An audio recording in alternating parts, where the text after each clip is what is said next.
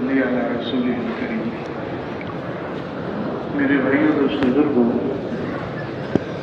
یہ اللہ رب العزت نے جو سارے عالم میں چیزیں بنائی ہیں وہ تو نظر آتی ہیں، محسوس ہوتی ہیں، ان سے آدمی اثر لیتا ہے، لیکن وہ ذات جس نے اس سب کو بنایا وہ نظر نہیں آتا، بنانے والا نظر نہیں آتا، بنی ہوئی چیزیں نظر آتی ہیں۔ پھر وہ جو بنانے والا ہے تو بنانے کے بعد یہ چیزیں آزاد تو نہیں ہو گئیں، اللہ رب العزت کی مرضی، اللہ رب العزت کی مشیت، اللہ کی چاہت کے مطابق یہ چیزیں استعمال ہوتی ہیں۔ اب ان کا استعمال ہونا تو نظر آتا ہے، استعمال کرنے والا نہیں نظر آتا۔ اور مثال ایسے ہی ہے، لیکن مثالیں ہوتی بھی ایسے ہی ہیں، ایک اشارہ سا ہی ہوتا ہے کہ آدمی دیکھتا ہے جانور کو کوئی ڈنڈا مارے تو جانور کو بھی اتنی سمجھ ہوتی ہے کہ ڈنڈا تو استعمال ہو رہا ہے، مسئلہ ڈنڈے کا نہیں ہے، وہ جو استعمال کرنے والا ہے جو مجھے ڈنڈا لگا رہا ہے اس کے ساتھ میرے کو معاملہ سنبھل جائے تو معاملہ سنبھلے گا، ورنہ اس کے ہاتھ سے ڈنڈا بھی گر گیا تو ایک اور ڈنڈا بھی اٹھا سکتا ہے، پتھر بھی اٹھا سکتا ہے۔ تو مسئلہ یہ پتھر اور ڈنڈے کا نہیں ہے، مسئلہ تو وہ ہے جو اس پتھر اور ڈنڈے کو استعمال کر رہا ہے مجھے تکلیف پہنچانے میں، اس کو دیکھو۔ تو میرے بھائی دوستو، انبیاء علیہ السلام آ کے یہ بات لوگوں کو سمجھاتے ہیں کہ ساری کائنات کو بنانے والا ایک ہے،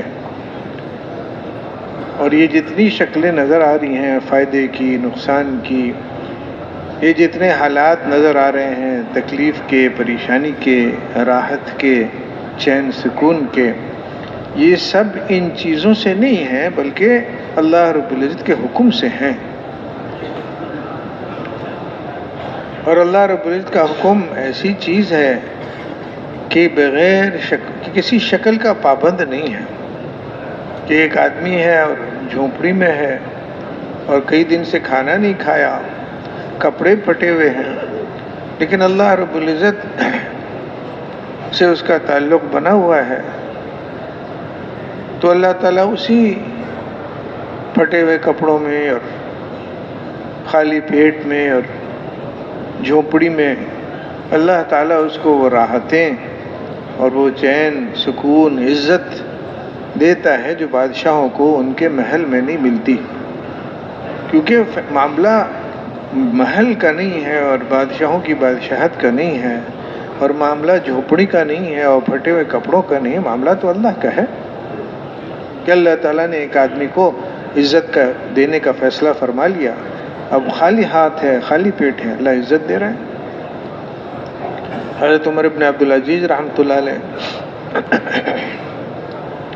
بہت عادل اور اللہ والے بادشاہ، خلیفہ تھے مسلمانوں کے،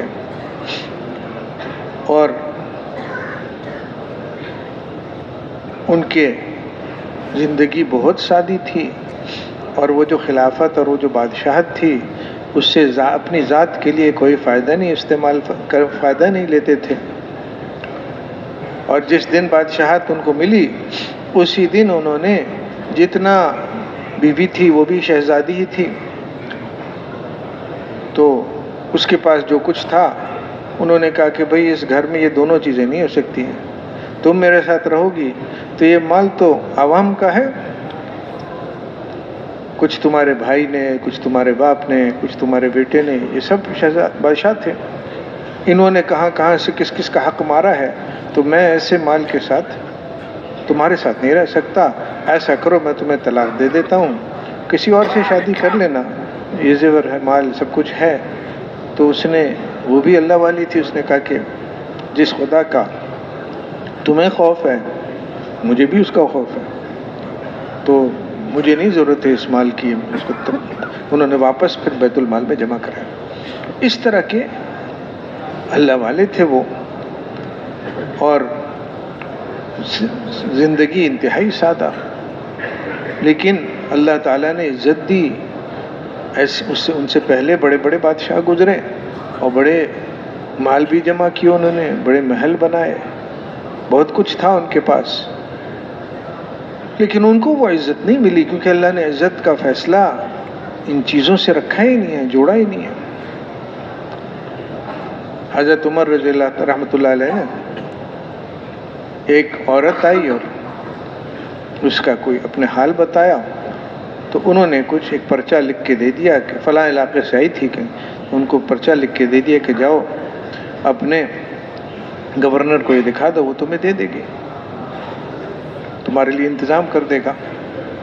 تو وہ جب گئی تو جب پہنچی گورنر کے پاس تو اس نے کہا کہ یہ جس کا پرچہ تم لائی ہو اس کا تو انتقال ہو گیا۔ تو اس نے کہا اچھا چلو پھر پرچہ واپس دے دو مجھے۔ تو اس نے کہا کہ یہ جو پرچہ بنانے والے تھے یہ ایسے نہیں تھے کہ جب زندہ ہیں تو ان کی بات مانی جائے اور مر جائیں تو ان کی بات نہ مانی جائے۔ یہ لاؤ پرچہ، جو انہوں نے لکھا ہے میں پورا پورا تمہیں دوں گا۔ عزت اللہ نے دی، مال اور اسباب نہیں ہے، عزت ہے۔ اور عام صحابہ کرام کی حالت تھی، یہ تو تابعی تبع تابعی تھے، تو 100 سال بعد کی بات ہے کہ مال اسباب کی طرف نظر نہیں تھی، اللہ کی طرف نظر تھی، کیونکہ یہ بات سچ ہے اور حق ہے اور حقیقت میں یہی علم ہے، اور باقی اس کے علاوہ اس کے مخالف چیزیں جہل ہیں۔ علم ہے کہ اللہ کرتا ہے، اور جتنا جتنا آدمی کے دل پہ یہ بات کھلتی چلی جاتی ہے کہ کرنے والی ذات تو اللہ کی ہے، خالق کرنے والا ہے، تو پھر مخلوق کی اہمیت، مخلوق سے ہونا، مخلوق کی طرف توجہ دھیان ختم ہوتا چلا جاتا ہے۔ جیسے جیسے اللہ تعالیٰ کی عظمت دل میں بھرتی چلی جاتی ہے، اب مخلوق کی عظمت اور مخلوق سے ہونا ختم ہوتا چلا جاتا ہے، اور پھر اللہ رب العزت اس کو مخلوق کو اس پر مسلط نہیں کرتا، مخلوق ہو جاتی ہے مسلط۔ اللہ رب العزت جب ایک آدمی اعتقاد کر لیتا ہے کہ ہاں اس سے ہوگا اس سے ہوگا، تو اللہ تعالیٰ اس کو اس کے حوالے کر دیتا ہے۔ اب واپس نکلے اس مخلوق کی بندگی سے، واپس پہنچے اللہ کی بندگی میں، یہ ایک دفعہ ایک نعرہ لگانے سے نہیں ہوگا کہ میں اللہ کا بندہ نہیں۔ ٹھیک ہے، نعرہ بھی لگا دو ایک دفعہ کہ میں اللہ کا بندہ ہوں، اور پھر محنت شروع کر دو۔ محنت کرتے کرتے اللہ رب العزت پھر اپنی بندگی کے لیے قبول فرما لیتا ہے ایک آدمی کو۔ وہ محنت کیا ہے؟ وہ محنت انبیاء علیہ السلام بتاتے ہیں، اور وہ محنت جس سطح پہ اور جتنی بلندی پہ حضور صلی اللہ علیہ وسلم نے بندگی کر کے دکھائی، اتنی کسی نبی کر کے نہیں دکھائی۔ کہ اللہ رب العزت کیا چاہتا ہے یہ حضور صلی اللہ علیہ وسلم سے پتہ چلے گا۔ اور اللہ رب العزت جو چاہتا ہے، ایک تو اللہ تعالیٰ کے حکم ہوتے ہیں، تو وہ تو حضور صلی اللہ علیہ وسلم پورے کرتے ہی تھے، اور اس کے بعد اللہ رب العزت کی چاہت کی تلاش میں زندگی گزرتی تھی۔ اسی کو بندگی کہتے ہیں۔ وہ فضائل صدقات میں اس بزرگ کا واقعہ ہے کہ بازار سے غلام خرید کے لائے، پوچھا تمہارا کیا نام ہے؟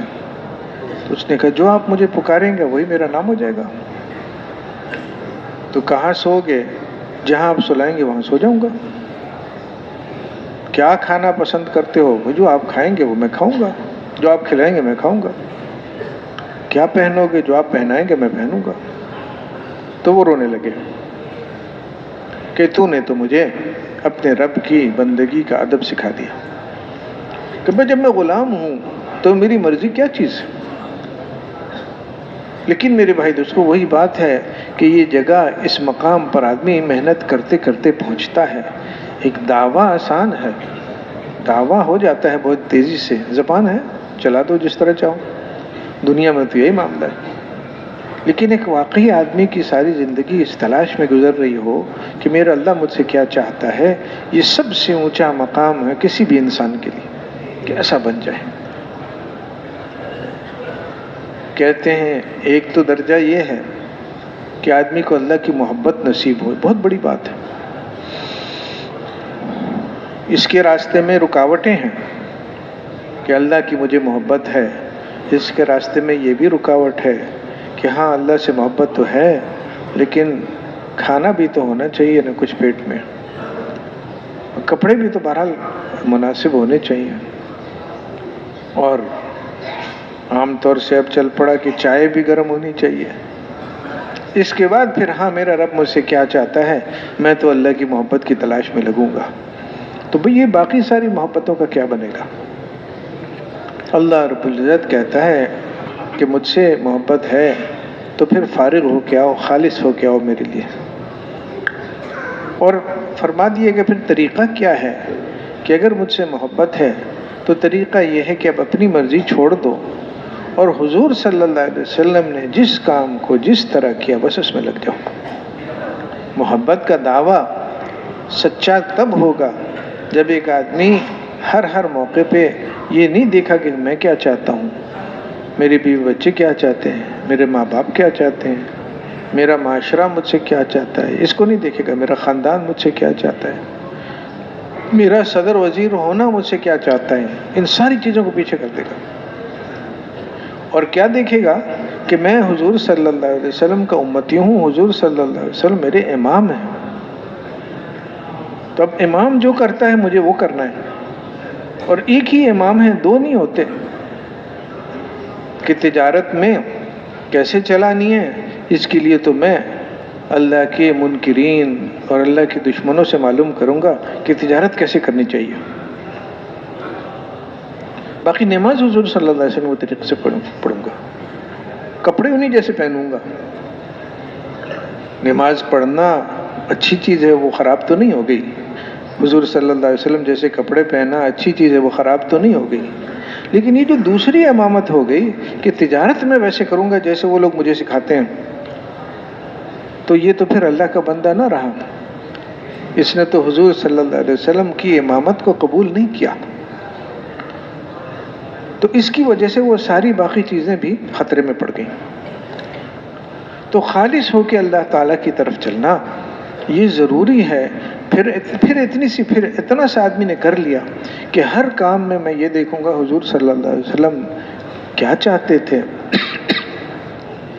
تو اس پر انعام ملتا ہے، اور اتنا بڑا انعام ہے میرا بھائی دوستو کہ کیا اللہ کے دشمن اور کیا ان کے پاس کی چیزیں، اللہ رب العزت ایسے آدمی سے محبت کرنے لگتا ہے۔ اللہ محبت کرے کہ نا میں محبت کروں، یہ بھی بہت بڑی چیز ہے، لیکن وہ میں اگر اللہ تعالیٰ سے محبت کروں اور اس محبت کے نتیجے میں حضور صلی اللہ علیہ وسلم کے پیچھے سارا دن ان کے پیچھے چلنے میں لگوں، اپنی تجارت میں بھی، اپنے لباس میں بھی، اپنی نماز میں بھی، اپنے ذکر میں بھی، اپنی باتوں میں بھی، کہ حضور صلی اللہ علیہ وسلم کیا باتیں کرتے تھے میں وہی کروں گا۔ تو ایک آدمی جب حضور صلی اللہ علیہ وسلم کی اتباع میں لگ جاتا ہے تو اللہ رب العزت اس سے محبت فرمانے لگتا ہے۔ کہتے ہیں کہ ایک آدمی اللہ تعالیٰ نے مطالبے کیے ہم سے، انہی کو فرائض کہتے ہیں کہ اس 5 وقت نماز کا مطالبہ ہے اللہ تعالیٰ کا کہ پڑھو۔ یہ جو اللہ تعالیٰ کے جو حکم ہوتے ہیں اس سے اللہ تعالیٰ کو کوئی فائدہ نہیں ملتا کہ میں زیادہ نماز پڑھوں گا تو اللہ تعالیٰ کو کچھ مل جائے گا، اللہ کو کیا ملے گا؟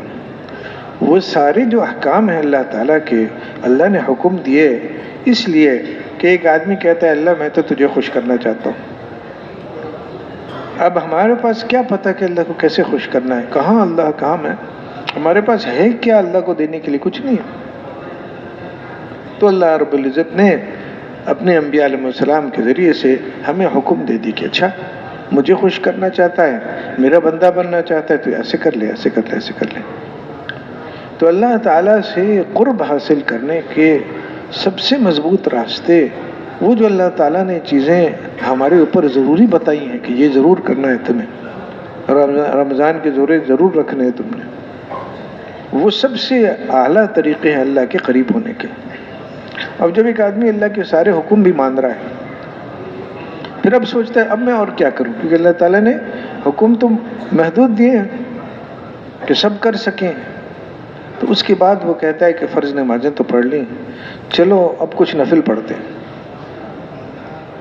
صدقہ زکوٰۃ تو دے دیا، چلو کچھ اب نفل زکوٰۃ دیتے ہیں، کچھ نفل صدقہ دیتے ہیں، تو اللہ کو خوش کرنا ہے۔ تو نوافل کے ذریعے بھی، نوافل میں بھی اتنی جان ہے کہ اگر وہ آدمی اس طرح سے نوافل کی کثرت کرتا ہے تو ایک وقت آتا ہے کہ اللہ رب العزت اس کا کان بن جاتا ہے جس سے وہ سنے، زبان بن جاتا ہے جس سے وہ بولے، ہاتھ بن جاتا ہے جس سے وہ پکڑے، پاؤں بن جاتا ہے جس سے وہ چلے، یعنی ہر چیز میں جو اللہ چاہتا ہے اللہ تعالیٰ اس کو وہ کرنا نصیب فرما دیتا ہے۔ اب اس کی ہر گھڑی میں، ہر کام میں، ہر بول میں وہ وہی چیز کرتا ہے جو اس کو اللہ تعالیٰ کے اور قریب پہنچاتا ہے، اور قریب پہنچاتا ہے۔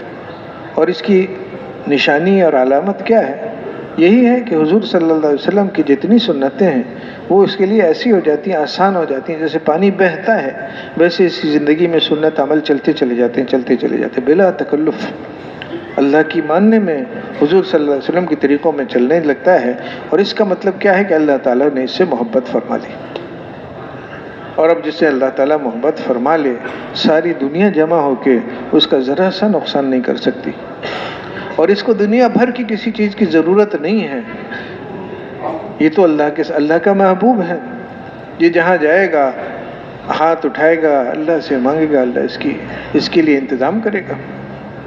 تو میرے بھائیو دوستو بزرگو، صحابہ کرام جب دنیا میں تھے اور شروع میں جو ان کا حال تھا تو ان کے پاس تو کچھ نہیں تھا، اور اس دنیا میں اس زمانے میں بھی بڑی بڑی حکومتیں بھی تھیں، اور بڑے بڑے بادشاہ، اور ان کے خزانے، اور ان کے کھانے، اور ان کے کپڑے، ان کی کالج، یونیورسٹیاں، سب کچھ تھا، تحقیقات ہوتی تھی، اور بہت کچھ تھا۔ تو حضور صلی اللہ علیہ وسلم نے اس راستے پر مخلوق جمع کرنے، مخلوق کے جوڑ توڑ، اس پہ لگنے نہیں دیا صحابہ کرام کو،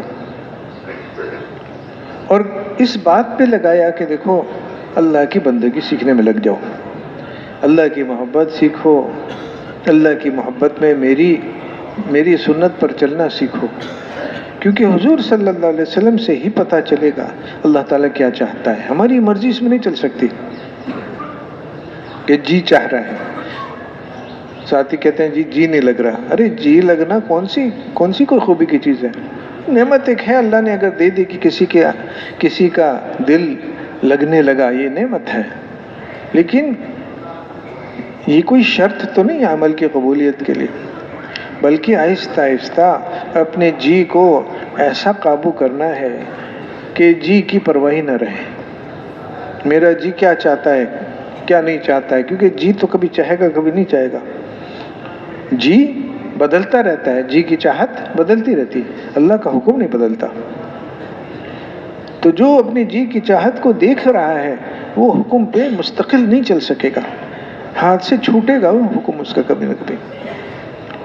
آنا اس پہ ہے کہ وہی غلام والی بات ہے کہ جو آقا جو تو کہے گا وہ میرا نام ہو جائے گا، اے اللہ تو جو چاہے گا وہ میں کروں گا، اب میری کیا چاہت ہے، میں تو تیرا بندہ ہوں۔ ہمارے حضرات کہتے تھے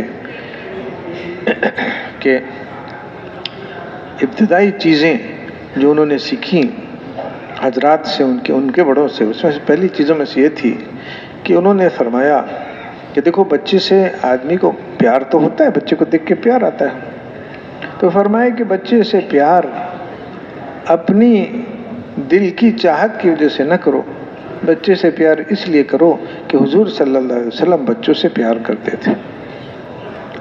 اب یہ وہ کرے گا جس کی عادت بن گئی ہے کہ ہر حال میں وہ اپنی چاہت کی پرواہ نہیں کرتا ہے، یہ دیکھتا ہے کہ حضور صلی اللہ علیہ وسلم نے یہاں پہ کیا کیا، اور وہ ہر موقع پہ یہ دیکھتا ہے کہ جو حضور صلی اللہ علیہ وسلم نے کیا بس مجھے وہی کرنا ہے، اور یہ جب اس طرح کرتا ہے تو کرتے کرتے پھر اللہ تعالیٰ ایسا بنا دیتا ہے کہ وہ پھر واقعی جی کی چاہت ہے ہی نہیں کچھ باقی، اس کو یہی پتہ ہے کہ اس وقت حضور صلی اللہ علیہ وسلم نے ایسا کیا، اس وقت حضور صلی اللہ علیہ وسلم نے ایسا کیا، اور وہ بلا تکلف اس کی ساری زندگی حضور صلی اللہ علیہ وسلم کی اتباع پر آ جاتی ہے۔ جن چیزوں پہ حضور صلی اللہ علیہ وسلم رویا کرتے تھے یہ بھی روتا ہے، جن چیزوں پہ وہ خوش ہوتے تھے وہ بھی خوش ہوتا ہے۔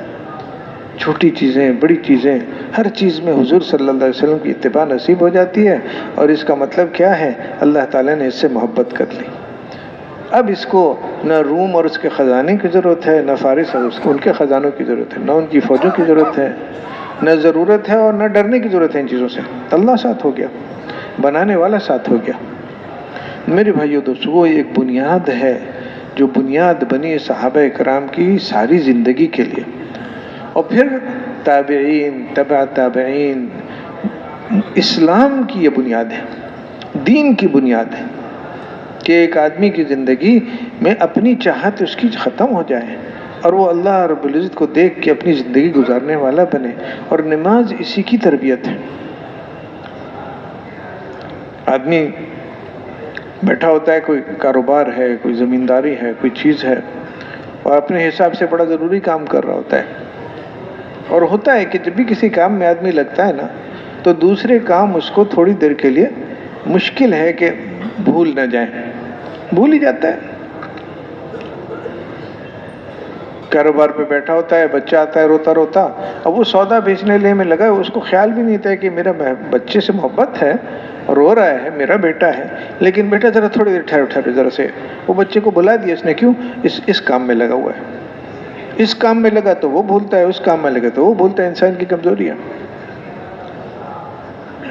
تو اچھا خاصا دیندار آدمی ہے، نمازیں بھی پڑھتا ہے، کوشش بھی کرتا ہے کہ میں اللہ کی بندگی اختیار کروں، لیکن جب وہ خرید رہا ہے، بیچ رہا ہے، پیسوں کی فکر ہے، سودا صحیح ہوا نہیں ہوا، یہ مال اتنا سارا صبح خریدا تھا، یہ بکے گا نہیں بکے گا، اب ادھر سے آواز آتی ہے کہ حی علی الصلاۃ، آ جا نماز کی طرف۔ گاہک سامنے کھڑا ہے، اس کو نمٹا لوں گا تو 100 200 1000 2000 لاکھ 2 لاکھ مل جائیں گے، انتظام ہو جائے گا، مگر آگے آواز کہ آ جاؤ نماز کی طرف۔ اب حکم آ گیا اللہ کا، میرا اندازہ ہے کہ اس میں فائدہ ہے، لیکن اگلی بات آ گئی کہ آ جاؤ کامیابی کی طرف۔ کامیابی ادھر نہیں، اب نماز مستقل اس کی سارا دن اس کی تربیت ہے۔ کبھی راحت ہے، آرام سے سو رہا ہے، راتیں چھوٹی ہیں، تھک کے سویا ہے، اب اس کو کان میں پڑی کہ آ جاؤ نماز، وہ تہجد کی اذان ہوتی ہے، آ جاؤ نماز کی طرف، آ جاؤ کامیابی کی طرف۔ تو وہ اپنا آرام کو چھوڑ کے جب اٹھتا ہے وہ کہتے ہیں ہاں کامیابی ادھر ہی ہے۔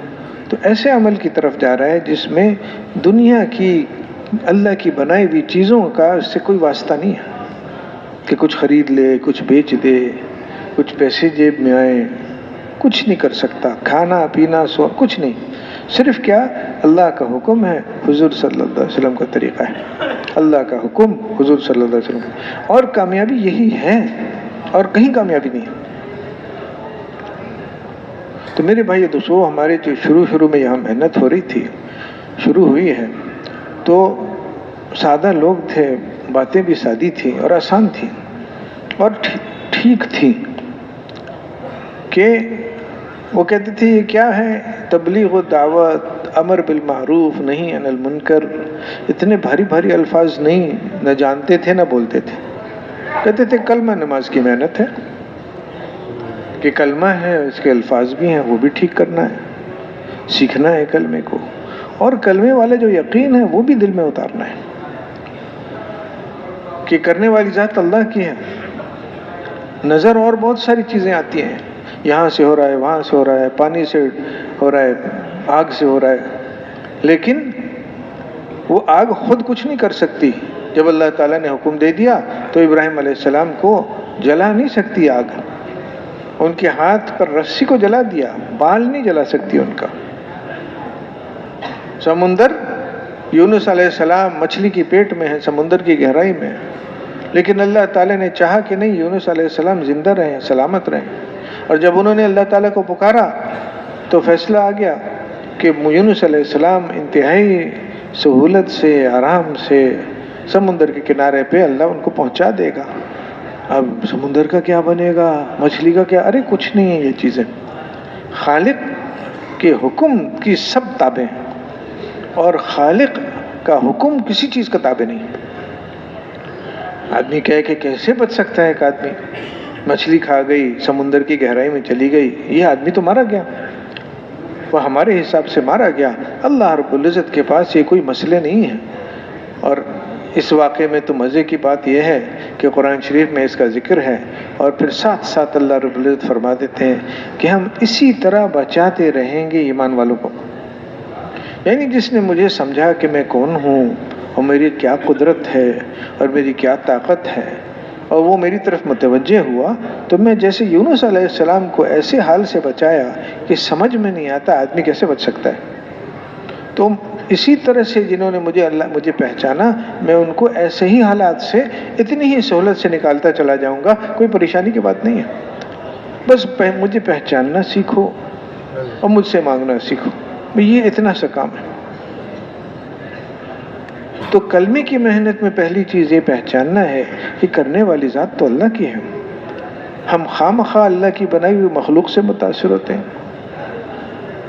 کہ حضرت حاجرہ علیہ السلام شام میں تھیں اور دل میں تھا کہ کرنے والی ذات تو اللہ کی ہے۔ اب شام میں نہریں بھی ہیں، باغ بھی ہیں، جانور ہیں، جانوروں کا دودھ ہے، گوشت ہے، نعمتیں ہیں۔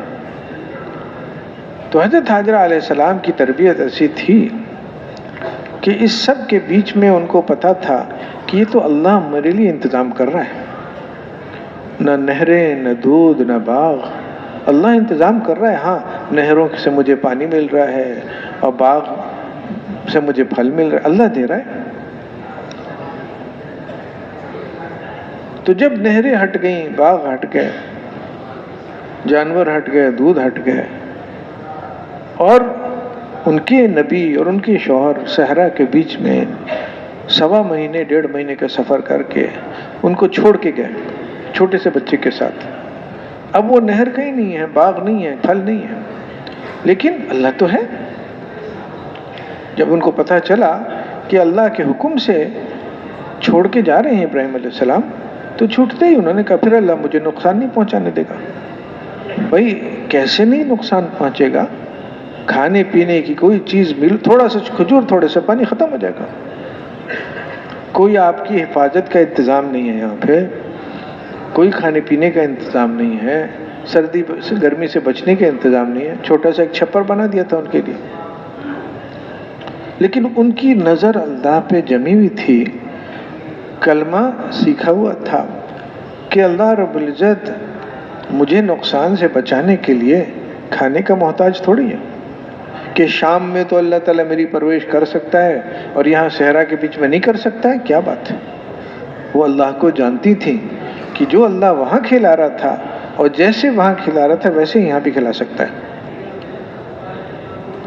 اور یہ چیز اللہ تعالیٰ کو اتنی اچھی لگتی ہے کہ تمام حالات کہہ رہے ہیں کہ تو ماری گئی، اور وہ کہہ رہے ہیں کہ میرا اللہ مجھے مرنے نہیں دے گا۔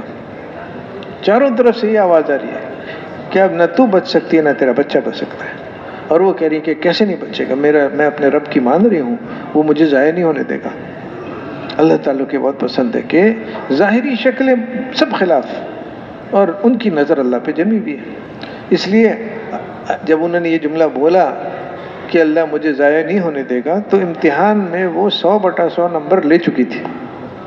امتحان تھا، مصیبتیں، مشکل حالات اللہ کے دشمنوں پہ بھی آتی ہیں، اللہ کے دوستوں پہ بھی آتی ہیں، ان کا لیے وہ عذاب ہوتی ہیں، کیونکہ جیسے جیسے مشکل بڑھتی جاتی ہے ویسے ویسے وہ مخلوق کے چکر میں اور گھستے جاتے ہیں۔ جیسے دلدل میں نا آدمی جتنا زور لگاتا ہے نکلنے کے لیے، دلدل اور نیچے کھینچتا ہے، یہ عذاب ہے۔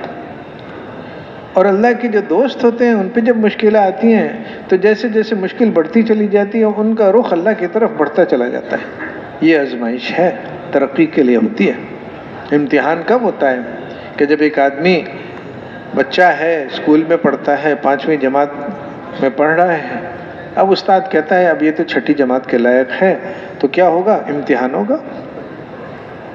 امتحان اس وقت ہوتا ہے جب آگے بڑھانا ہوتا ہے۔ تو حالات خراب ادھر بھی ہوئے ادھر بھی ہوئے، لیکن فرعون ہے، اللہ تعالیٰ نے بار بار اس کے حالات خراب کیا، لیکن وہ دلدل میں اور گھسا جا رہا ہے کہ اللہ تعالیٰ اس کو سمجھا رہا ہے کرے تو کچھ نہیں کر سکتا۔ اب وہ مان لیتا کہ واقعی وہ خون کا عذاب بھیجا کہ جو چیز بنی اسرائیل کھا رہے ہیں پی رہے ہیں، فرعون کی قوم والا اس کو لیتا ہے تو خون بن جاتا ہے۔ اب اللہ تعالیٰ اس کو سمجھا رہے ہیں کہ بھائی تو نہیں کرتا کچھ، بھائی کیا میرے بندے تو کچھ نہیں کرتا۔ تو بجائے کہ اس چیز کو سمجھے وہ اور دلدل میں گھس رہا ہے کہ اچھا چلو چالاکی کرتے ہیں، موسیٰ علیہ السلام سے کہتے ہیں کہ موسیٰ آپ دعا کیجئے یہ مصیبت ہٹ جائے، میں مان لوں گا۔ ارے ابھی کیوں نہیں مانا؟ مان لوں گا کہ دعا کرا لیں گے، مصیبت ہٹ جائے گی، پھر میں اسی طرح دعوے کرتا پھروں گا کہ میں ہی سب سے بڑا رب ہوں۔ تو یہ دلدل میں گھستا چلا جا رہا ہے، اور ادھر مصیبت آئی ہے، ساری نعمتیں چھن گئیں، سارے اسباب چھن گئے، اور وہ آگے بڑھتی چلی جا رہی ہے کہ میرا رب مجھے نقصان نہیں پہنچنے دے گا۔ تو اللہ تعالیٰ کو یہ چیز اتنی پسند آئی کہ اللہ تعالیٰ نے اس کو خوب کھینچا۔ اسی وقت زمزم نکل آتا نہیں، وہ بچہ کھانا ختم ہوا، چھاتی کا دودھ ختم ہوا، بچہ پتہ نہیں کتنا کئی ہفتے لگے ہوں گے، ایسے ایک دن کی بات تو نہیں ہے۔ پیاس بڑھی، بھوک بڑھی، تڑپنے لگا، موت تک پہنچا تھا۔ لیکن وہ اللہ کیا دیکھ رہا ہے کہ ابھی بھی حضرت حاجرہ یہی کہہ رہی ہیں کہ مجھے اللہ نقصان نہیں پہنچنے دے گا۔ ہاں ابھی بھی یہی کہہ رہی ہے۔ حتیٰ کہ جب فرشتہ آیا اور فرشتے کی سرسراہٹ کی آواز سنی تو حضرت حاجرہ کا جو جملہ تھا نا وہ یہ تھا کہ ارے اگر تجھے اللہ نے بھیجا ہے تو جلدی کر، اگر تجھے اللہ نے بھیجا ہے، اگر اللہ نے بھیجا ہے تو کچھ ہو جائے گا، اگر اللہ نے نہیں بھیجا تو کچھ نہیں کر سکتا تو۔ جیسے یہ صحرا مجھے مار نہیں سکتا، فرشتہ مجھے بچا نہیں سکتا، معاملہ تو اللہ کے ساتھ ہے۔ یہ ہے اللہ کی بندی، یہ وہ بندگی ہے جس کو سیکھنے کے لیے ساری کوشش ہو رہی ہے، کیونکہ یہ بنیاد ہے، بنیاد کے اوپر پھر سارا دین کھڑا ہوگا۔ معاملات ہیں، معاشرت ہے، وہ بڑی بڑی چیزیں صحابہ کرام کے جو واقعات معاملات کے ہیں، معاشرت کے ہیں، قضا کے ہیں، کہ یہودی کے پاس واضح طور پر حضرت علی رضی اللہ تعالیٰ عنہ سے چوری کی ہے اس نے ڈھال، اور ان کو پتہ ہے اور نظر آ رہا ہے، اور یہ خلیفہ ہیں اور وہ ذمہ ہیں، وہ لے لیتے کہ لاؤ ہے ان کی ڈھال، مگر چلو قاضی کے پاس۔ اب یہ جو عدل ہے، یہ جو، اور پھر قاضی نے ان کے خلاف فیصلہ کر دیا اور انہوں نے مان لیا۔ اب یہ عدل تھا صحابہ کرام کا، اور ایسے بہت سے واقعات ہیں۔ ان کی جو معاملات تھے کہ گھوڑا خریدنے گئے، اب وہ 100 میں بیچ رہا ہے، کہتے 200 میں دے دو گے؟ اچھا بھائی 200 میں لے لو، نہیں 300 میں دے دو، ارے بھائی 300 میں لے لو، پتہ نہیں 500-600 کہاں تک پہنچایا۔ پھر جو سودا ہو گیا تو ساتھی نے پوچھا یہ کیا کیا آپ نے؟ وہ تو 100 میں دے رہا تھا۔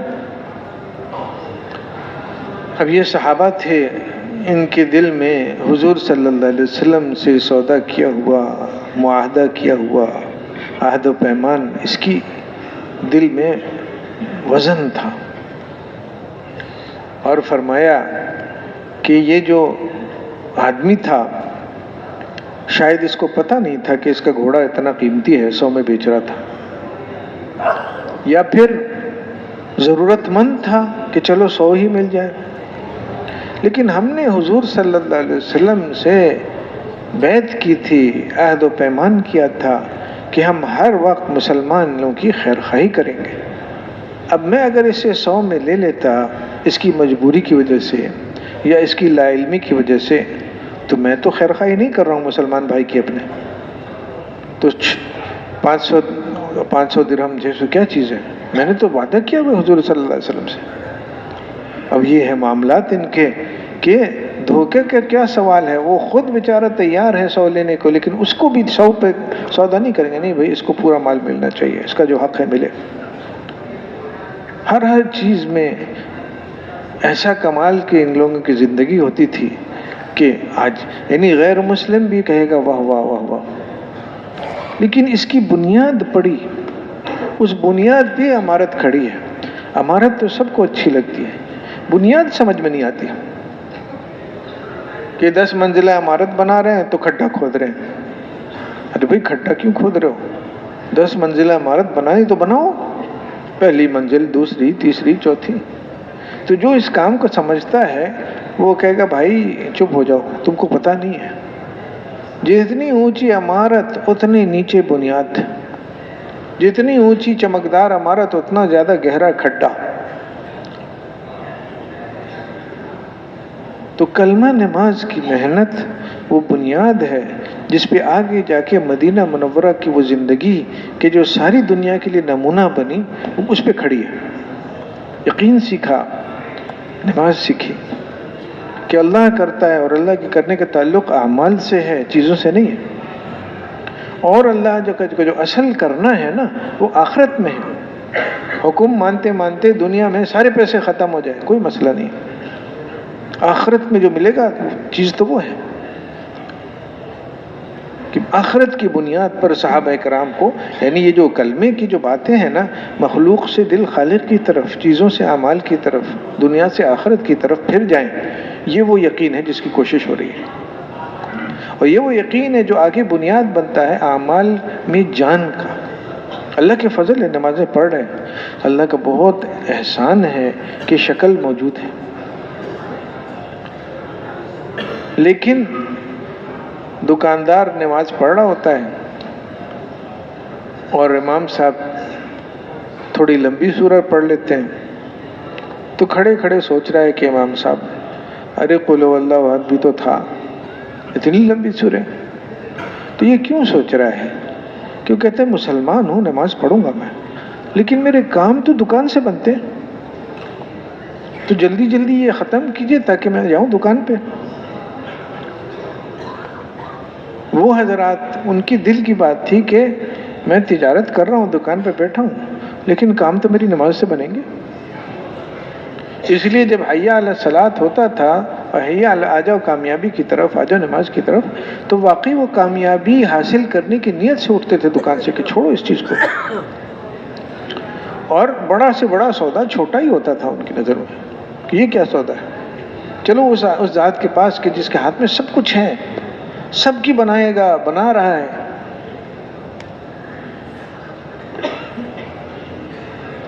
تو اللہ کا فضل ہے، نماز کی شکل موجود ہے، لیکن وہ جو اس کی بنیاد ہے نا وہ بہت کمزور ہو گئی، اور اتنی کمزور ہو گئی کہ تھوڑی سی بات پہ کبھی تکبیر اولیٰ چھوٹ جاتی ہے، کبھی ایک رکعت چھوٹ جاتی ہے۔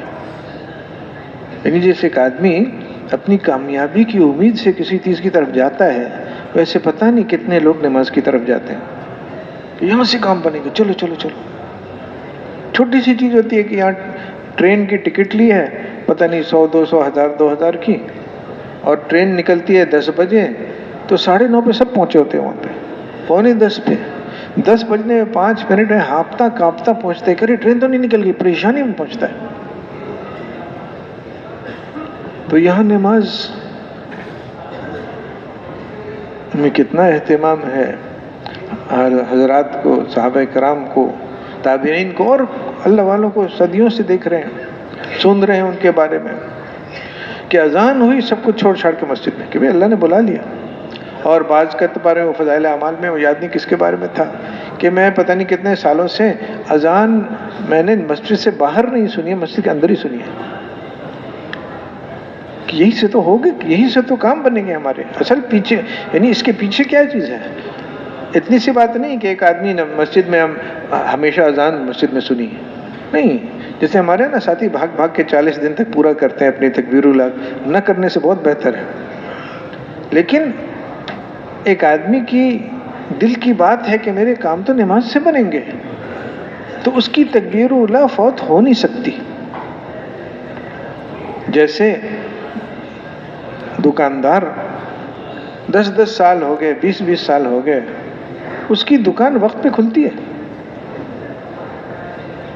اب فوتگیاں بھی ہوتی ہیں، شادیاں بھی ہوتی ہیں، موسم بھی بدلتا ہے، گرمی سردی ہوتی ہے، سر میں درد ہوتا ہے، بخار ہوتا ہے، لیکن دکان کھلتی ہے، کیونکہ دل میں ہے کہ یہاں سے کام بنیں گے تو یہ چیز کبھی آگے پیچھے نہیں ہوتی، استقامت۔ تو میرے بھائی دوست، وہ بنیاد ہوگی تو استقامت آسان ہے، بلکہ اور کوئی بات سمجھ ہی میں نہیں آتی کہ میری دکان بند کیوں ہو۔ بنیاد وہ مال والی ہے، تو مال جہاں سے ہوتا ہوا خیال ہو رہا ہے وہاں کی پابندی ہے۔ پھر اللہ تعالیٰ بھی اس کا معاملہ اسی کے حوالے کر دیتا ہے جہاں اس کا یقین ہے کہ تم دکان کے ذریعے سے، کیوں دیتا تو اللہ ہی ہے، جب دکان کے واسطے سے دیتا ہے تو وہ بھی اللہ ہی دے رہا ہے۔ اب ایک آدمی پابند کر لیتا ہے کہ میں اللہ سے حاصل کروں گا اس دکان کے ذریعے، تو ایسا ہے جیسے ایک سمندر کے سامنے پہنچ گیا اور اپنا چھوٹا سا پیالہ رکھا کہ میں بس اس پیالے سے لوں گا، باقی سمندر اپنی جگہ پڑا رہا ہے۔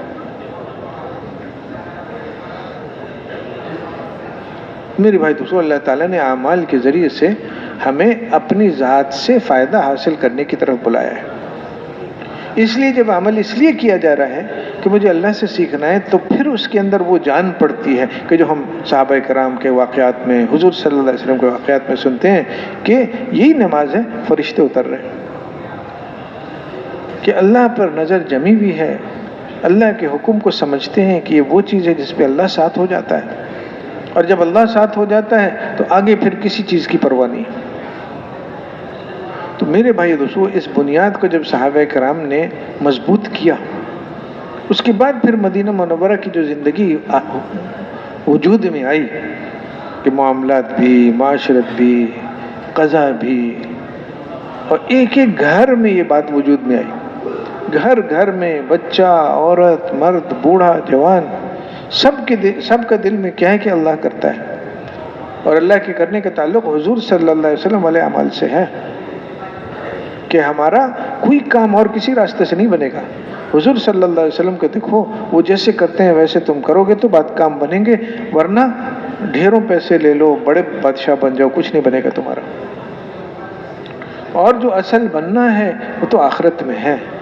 دنیا میں حضور صلی اللہ علیہ وسلم نے کیسی کیسی سختیاں برداشت کی، تنگی میں زندگی گزری، لیکن سب کو پتا ہے کہ آنکھ بند ہوئی اور اعزاز اور اکرام شروع ہوا۔ اور یہی راستہ ہے میرا بھی، ہر گھر میں یہ ماحول تھا،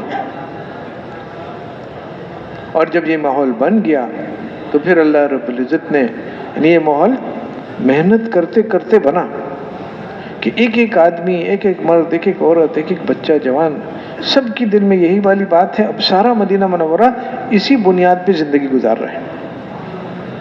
مکہ مکرمہ سے محنت شروع ہوئی، 5 سال مدینہ منورہ میں، اور وہ جو حدیبیہ ہے، 5 یا 6 سال غالباً، صلح حدیبیہ میں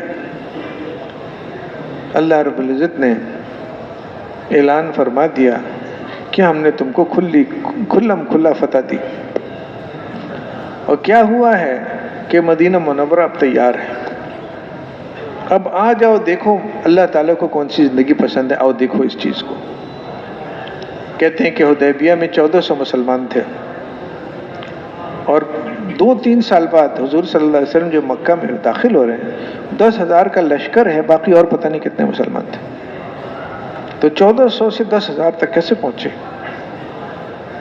کہ وہ جو مدینہ منورہ بن گیا، اب ساری دنیا کو دعوت ہے کہ آؤ دیکھو کیا چیز، کون سی زندگی ہے جو اللہ تعالیٰ چاہتا ہے، کون سی زندگی ہے جو حضور صلی اللہ علیہ وسلم لے کر آئے ہیں، یہ ہے۔ یعنی اب تقریر اور کوئی کتاب اور کوئی لیکچر نہیں ہے، بلکہ یہ دیکھو یہ زندگی ہے۔ جیسے بعد میں کسی نے ایک صحابی کے بارے میں کہا کہ دیکھو یہ چلتا پھرتا مسلمانوں کا قرآن کہاں ہے، کہ یہ قرآن ہے، کہ جو کچھ اللہ تعالیٰ کے مطالبے ہیں قرآن شریف جس چیز کے لیے نازل ہوئی ہے وہ سارا عملی طور پہ اس آدمی کے موجود ہے۔ تو یہ جو پہلی صدی میں جو طریقہ تھا محنت کا، دین کے پھیلنے کا، جو طریقہ تھا حضور صلی اللہ علیہ وسلم پر جو علم نازل ہوا، وہ آگے کس طرح چلا؟ صحبت سے چلا، اسی لیے ان کو صحابہ کہتے ہیں، کہ وہ جو کچھ اندر تھا حضور صلی اللہ علیہ وسلم کے قلب مبارک میں، آخرت کی فکر، اللہ کی عظمت کا استحضار، امت کا غم، جو کچھ تھا اندر، وہ جو لوگ پاس بیٹھتے تھے محبت کے ساتھ سیکھنے کی نیت سے، تو وہ جو جیسے ایک پیالہ بھرا ہوا ہو، اب اس میں دودھ ہے تو اس کے چھینٹے دودھ کے پڑیں گے دائیں بائیں، شہد ہے تو شہد کے چھینٹے پڑیں گے، پانی ہے تو پانی کے چھینٹے پڑیں گے. تو وہ جو کچھ تھا حضور صلی اللہ علیہ وسلم کے اندر، جو ان کی صحبت میں بیٹھتا تھا اور جتنا لمبا بیٹھتا تھا اتنا زیادہ اس کی زندگی بدلتی تھی. تو میرے بھائیو دوستو، وہ ماحول جب بنا مدینہ منورہ میں کہ حضور صلی اللہ علیہ وسلم کی فکر والے، ان کی زندگی والے، ان کے یقین والے، ان کی نمازوں والے گھر گھر گھر گھر گھر تیار. ایک گھر ایسا نہیں ہے جو اور کسی بنیاد پہ چل رہا ہے. تو اب لوگ دین سیکھنے آتے تھے تو حضور صلی اللہ علیہ وسلم ان کو کسی قبیلے کے حوالے کر دیتے تھے کہ جاؤ ان کے ساتھ رہو.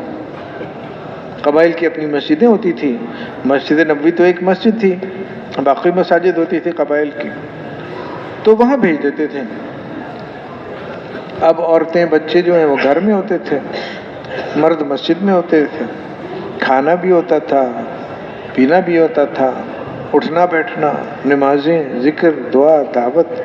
وہ 2 ہفتے میں واپس آتے تھے. حضور صلی اللہ علیہ وسلم امتحان لیتے تھے، پوچھتے تھے باتیں جس سے اندازہ لگاتے تھے کہ یہ بات اب سمجھ گئے یا نہیں سمجھے، جو بات میں لے کے آیا ہوں یہ ان کے دلوں تک پہنچ گئی یا نہیں پہنچی.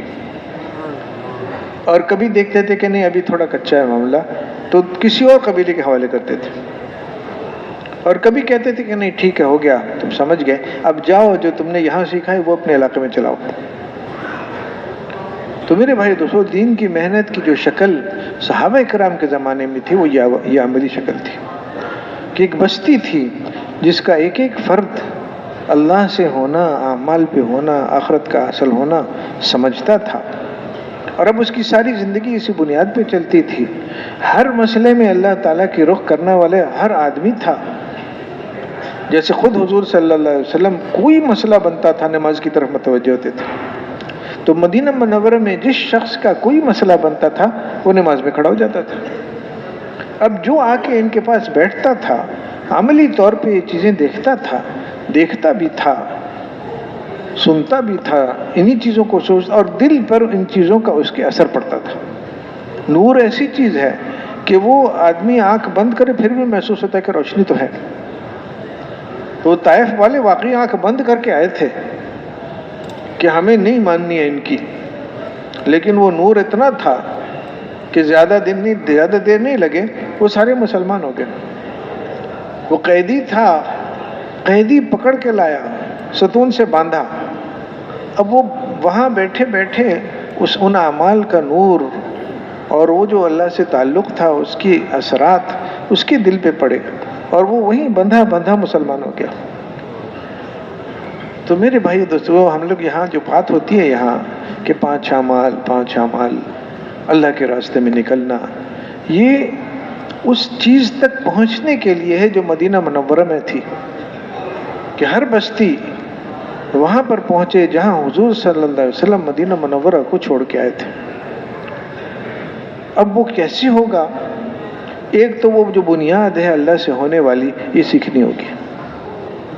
لوگوں کو جو نقد نکالنا ہے، اور نقد کیوں نقد ہے، یعنی کہتے ہیں جی نقد اجتماع سے تیار ہیں. عربی نقد کیسے اجتماع سے تیار ہیں؟ یا تو اجتماع سے تیار ہیں یا نقد تیار ہے. نقد کا مطلب ابھی دکاندار سے کہو میں نقد پیسے دوں گا تمہیں اجتماع سے، وہ دے دے گا سودا کہ تو بھائی نقد دو نا. تو نقد کا مطلب ابھی، اور زمین آسمان کا فرق ہے نقد اور ادھار میں.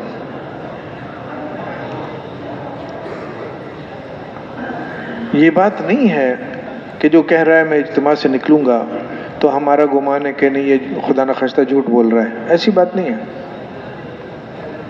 انشاءاللہ سب نکلیں گے. کیا خیال ہے؟ ہاں، اللہ سے پوری امید ہے کہ گھر گھر سے ہر آدمی سب نکلیں گے اللہ کے راستے میں.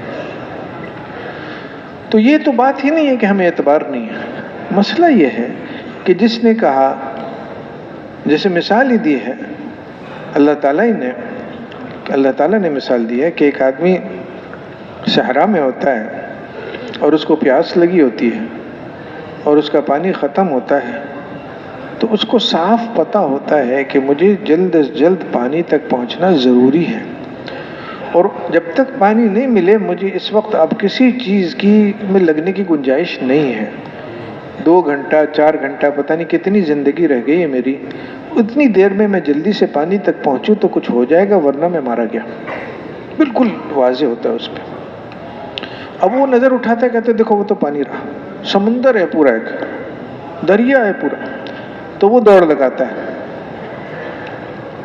وہاں پہنچتا ہے تو دیکھتا ہے کہ یہ تو پانی نہیں ہے۔ اب یہ تو ایک غلطی ہوئی اس سے، لیکن یہ غلطی ہے، مصیبت یہ نہیں ہے۔ مصیبت یہ ہے کہ جب وہ نظر اٹھاتا ہے کہتا ہے وہ یہ تو غلطی تھی، وہ آگے وہ تو پانی ہے نا، جو آگے پانی ہے یہ اس کو موت تک پہنچا دے گا، ایک قطرہ پانی نہیں ملے گا اس کو۔ کہ یہ نہیں اس کو سمجھ میں آتا کہ یہ راستہ ہی غلط ہے، کہ 20,000 مل رہے ہیں تو تھوڑا سا بس تنگی ہے، اچھا چلو میں نے تمہیں 30,000 کر دیا تمہاری تنخواہ جو بھی ہے، واہ واہ واہ واہ میرے تو کام بن گئے۔ 6 مہینے بعد 30,000، ہاں کام تو ہو رہا ہے لیکن ذرا 50 ہوتے تو پھر ہو جاتا کام میرا، اچھا 50 کر دیا۔ 50 والے 70 کو دیکھ رہا ہے، 70 والے 80 کو 90 کو دیکھ رہا ہے، لاکھ والا 2 لاکھ کو دیکھ رہا ہے، 2 لاکھ والا 2 کروڑ کو دیکھ رہا ہے۔ کوئی ایک آدمی نظر آئے جو کہے میرے پاس کافی ہے۔ یہ نہیں سمجھ میں آتا کہ راستہ ہی غلط ہے، وہاں نہیں ہے پانی، رکو ٹھہرو، پانی کی طرف سوچ سمجھ کے چلو، یہ جو ایک نظر کا دھوکہ لگ گیا اس سے نکلو۔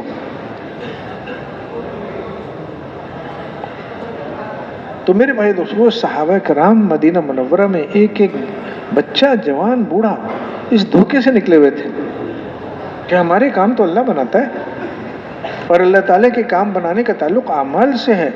میری کاروبار، میری دکان، کرتے تھے کاروبار، کرتی تھے، ان کے باغ ہوتے تھے، خوب محنت کرتے تھے، لیکن دل کی بات تھی کہ یہاں سے نہیں ہوگا، اللہ کرے گا۔ اس لیے تبوک کے موقع پہ یہودیوں کے قرضے بہت تھے سر پہ، اور یہودی اب حالات بگڑ گئے تھے، آپس کے تعلق خراب ہو گئے تھے اور یہودی تنگ کرنے پہ آئے ہوئے تھے۔ اب ان کا قرضہ مسلمان پر اور وہ تنگ کرنے پہ آئے ہوئے ہیں تو کتنے پریشان ہوں گے مسلمان۔ تو اس حال میں مدینہ منورہ کے صحابہ کرام نے، انصار نے اپنے باغوں پہ خوب اور بڑی محنت کرنی ہوتی تھی، اونٹوں پر مشکیزوں میں بھر کے پانی لاتے تھے، ایک ایک درخت کو ڈالتے تھے۔